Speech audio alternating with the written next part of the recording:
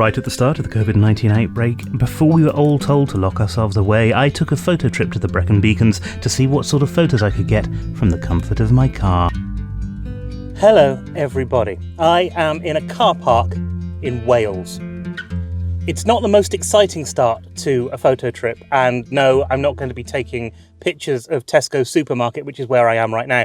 This actually is the first stage in what I'm going to be doing today, which is a trip through the Brecon Beacons. Now, one of the reasons that I wanted to do this is in part because I know that there are people who right now can't get out very much, can't get out very easily, and you think that perhaps the coronavirus is one of the reasons why that happens. Actually, there are plenty of reasons why that happens just in normal life. So if you are somebody who struggles to get around, who struggles to get about, and you want to do photography, you might think, oh, actually, my options are limited. Well, that's what this trip is all about. It's all about showing you that even though I'm not going to be clambering over hills and mountains and things today, and my lord, did I have a problem with that in the last photo trip.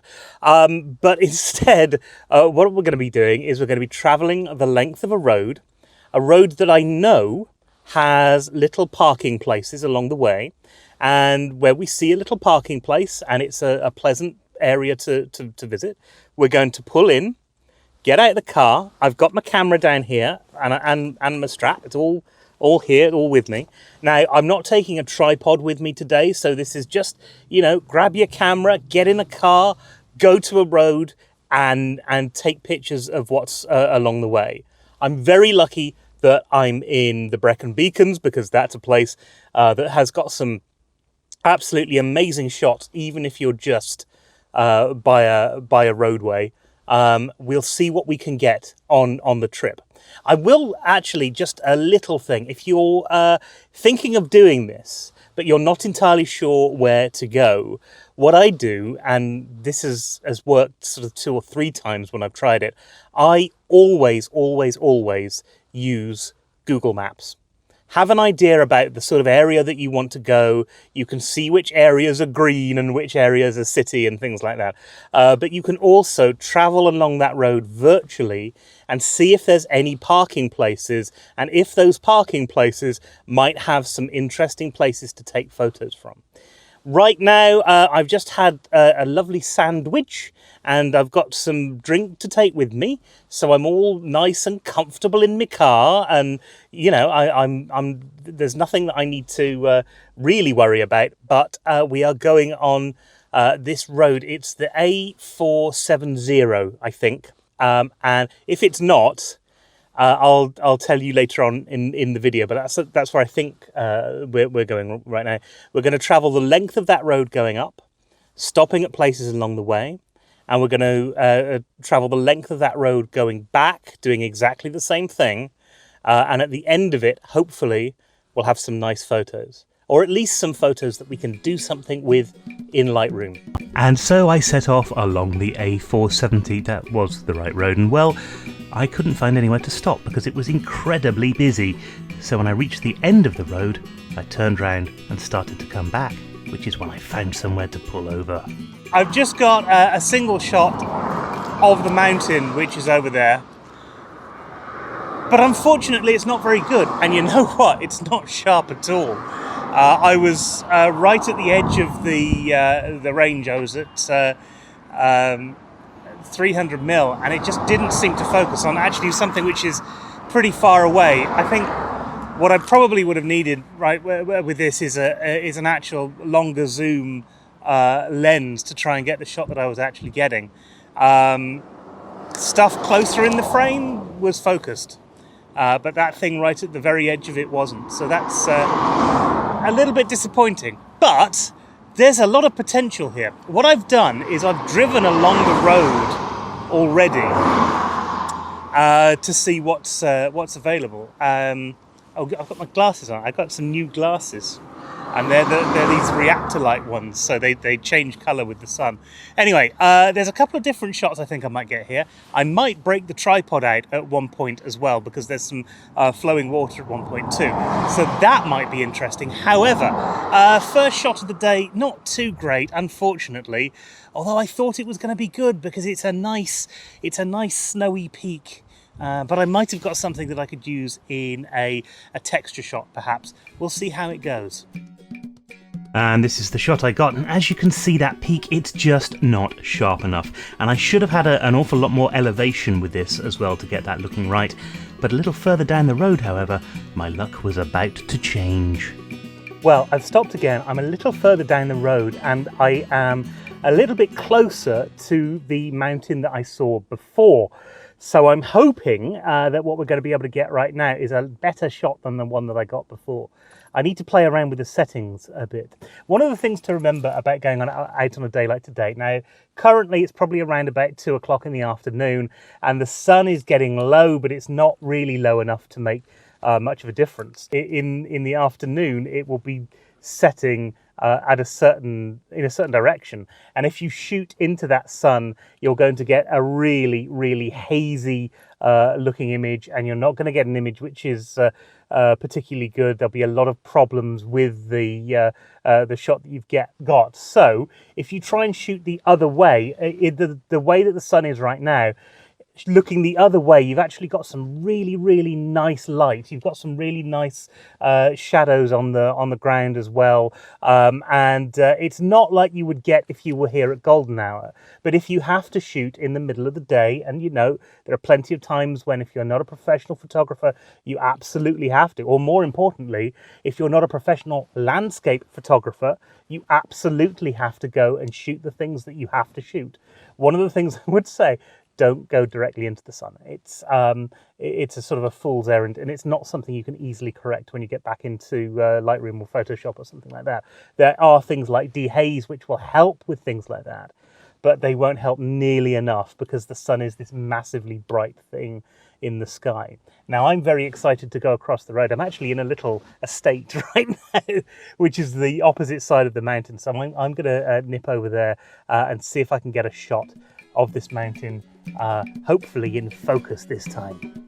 It was in focus, and here is the image I took of the mountain. This is Pen y Fan, and it has this wonderful curved landscape, which means that when I was there at least, you had this brilliant shadow on the right hand side of the image that just broke up the whole image and the whole look and feel of the shot. It's something that I thought was quite dramatic, so producing this as a black and white seemed to be the perfect thing to do. With one photo in the bag, I headed off again until I found another stopping point. In the car, once again, not 300 yards from a waterfall, or from falling water at least. It's not the best waterfall in the world, but it isn't bad, and I'm going to try and get a shot. It's all in shade at the moment, although there is some light shining on bits of it, so it should be an interesting shot if I can set something up to do the to slow the shutter speed down as well. So variable ND filter is likely going to be used on this one. I'm going to grab my camera, I'm going to grab my bag, which has got my tripod in it, and let's see what we can get. Well, I had set up ready to show you what I was doing, and I ran into a bit of a snag in that the wind was so bad. And you know what, it wasn't the worst wind I could have possibly had ever, but it was bad enough that actually my tripod wasn't stable. It was pushing my tripod over.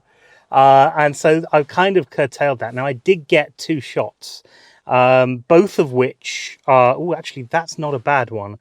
And I've come back to the car, really, to see what they look like when you put them through the mill, as it were. What I did with all of these, because of the way that the light is right now, there was some very harsh sunlight and there was some very dark shadows, and in order to get all of that, I've bracketed these shots. So that's 5 shots with a 2-second gap in between, a stop gap in between, and it does mean that there's at least 1 or 2 shots from each set that I think are probably going to work for what I wanted. Now, I have got what looks like a little bit of camera shake on some of these, although that's sharp. And I know you can't see this right now, so I've got one of a close-up of some of the water falling, and I think on that one I've got one that's sharp where the water isn't quite the way that I want it, and I've got one that's mostly sharp, but it's a better texture to the water, so I'll need to blend those together in order to make it work. I also had, with the sort of full thing, I got an image where I wanted one of the sticks.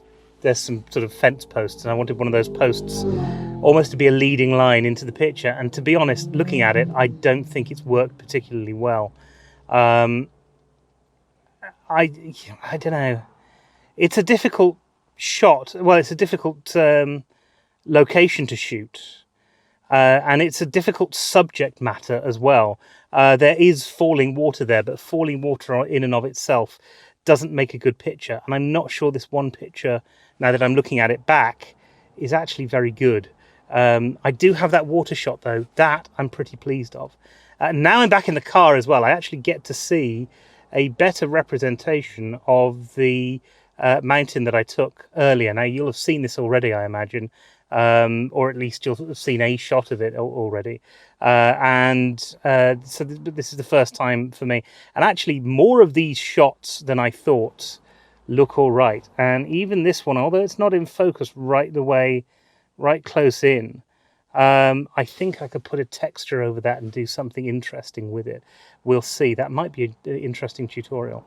I also still have all of those waterfall shots I took the other day in here as well, because I forgot to clear the card before I came out. Nonetheless, I'm going to move on. Now, this isn't the only thing I want to do today. I'm going to record a second photo trip today in the evening. So we're going to do golden hour, essentially. So there are places that I'm going to have to be at golden hour. And as we speak, we are getting on, let me see if I can find the phone. We are getting on for 3 o'clock. So I've got another couple of hours before that happens, and I'll need a little bit of time to get to the location, of course. However, that location isn't particularly far away because I've come to the Brecon Beacons, and so I'm going to go to the Black Mountain Pass where I recorded a thing before, and we're going to do a video there. That's the next video, however. I'm going to keep going. There's a couple of bodies of water. When I went past them the first times, the idea was I would go to these locations and I would stop at each one and get out and take a photo, or take the best photo I could and see what we've got. When I got to these locations, they were all incredibly busy. And I can't believe the amount of traffic that there is today. Even though it's a Saturday, it is a day when a lot of people are saying, we're not going to go anywhere, we're not going to do anything. There's the whole coronavirus thing happening at the time that I'm recording these. So I'm absolutely shocked at the level of traffic that there is there, because quite frankly, I thought people would have been staying in today. That's not happened, clearly. Yeah, we'll see. But there's a lot of traffic, which means there's a lot of cars, which means that some of the places that I would have stopped, I might not be able to get into. This is the other thing that I wanted to sort of mention as part of this video, in fact, because you can quite easily come to a place where, you know, you don't have to go very far. I haven't gone more than 200-300 yards away from the car to take any of these photos today. It's just knowing the place that you're in and knowing, you know, roughly where the shots are. And like I said earlier, you can do that using Google Maps and Google Earth. That whole Street View thing will tell you 90% of the places that you can go to in order to get some really nice shots. You've got to play around. Obviously, that's the way that it works. But you can get some really nice shots just from the side of the road, especially if you live somewhere like the UK. The thrust of this, of course, is if you have the opportunity to come off peak, and I don't mean not in the holiday season, but specifically not on a weekend, not when people are likely to be going to these places. That's always a good idea, because the chances are you'll get a barrage of people. If the weather's not too bad and they've got the opportunity to go out, they're going to go out and they're going to go to these places as well. So do try and come to these places sort of when other people aren't. I know that's not possible for everybody, but it is for a lot of people. Of course, you also have that problem of having to deal with the sun. Like I said earlier, the sun that's behind me now, if I take anything in this direction, it doesn't look too bad. And actually, I'd be quite happy with a lot of shots taken around here, although I'm not getting out and taking a lot of shots around here. The major problem comes with wanting to take something that's behind you. You really got to make sure that whatever you're taking, you're there at the right time of day. Now, if you haven't tried it yet, there is an app called Photo Pills that can help with this. Do check it out, have a look. I'm not affiliated with it in any way. Just go and have a look and see if it's the sort of thing for you. It's a little bit expensive, but it's been worth it for me. It's really helped me to be able to sort of pinpoint places and go, oh, well, the sun's going to be in this direction. And you can marry that up actually with Street View and Google Earth so that you can literally tell, I am going to be in this particular location at this time. Which way is the sun going to be pointing? Is it going to be hitting the thing that I think it needs to be hitting in order to make an interesting shot? And that's one of the reasons that I'm here in the afternoon. And that's one of the reasons that I managed to get the shot of the mountain earlier, which actually I didn't think I was going to get, because I thought when I first saw it that the sun was actually all on it and there was no sort of shade to it. There was no shape to it at all. I was wrong, luckily. Anyway, I'm going to head off now, see if I can find another location, probably another watery location. Again, I think we're going to go handheld for this next lot. So let's see what we can get. The big shot that I was hoping for at that location didn't materialise, but I did get this shot of the water flowing over some rocks. Now, this is a blend that was done in Photoshop between two different images, where I had a good water on one of them and I had bad water but a better rock on the other one, and so I've blended them together to get the best of both worlds. To be honest, it's nothing special. Perhaps I could have got something a little better had I spent a little longer looking around, but the wind was a real problem and something that was only going to get worse as the day progressed. So I've made it to my last stop of the day, and it's a lake, and the sun is right there, right in my eyes. However, the two shots that I saw when I first came down are not going to be affected by this. In fact, the sun is probably in the best position to take them now. First of all, very much like when I took the pictures of the Elan Valley, there is in the distance there is a dam, because this is a reservoir, so it's like one of those pump rooms. Well, that's just off in the distance, and the sun is just playing on the edge of that, so that's just about perfect. And the other one behind it, so I'm just kind of skipping over where the sun is right now. Behind me right now, there is an island with some trees on, which I very much want to get an image of. Now, we're not going to be able to get those wonderful reflections like I got in the Elan Valley, because it's windy today and you can see it on the water. But I might be able to do something a little bit with the polarizing filter just to take some of the reflections of the sun off that, and that will help. Let's see what I can get. I couldn't get a picture at all.